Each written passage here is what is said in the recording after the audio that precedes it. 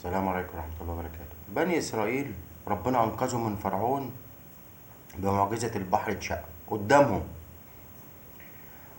وقعدوا سالمين، وفرعون غرق. بدل ما يشكروا ربنا لأنهم بيقولوا لموسى اجعل لنا إلها كما لهم إله.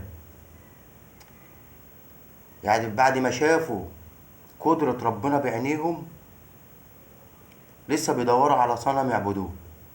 لا حول ولا قوة إلا بالله العظيم.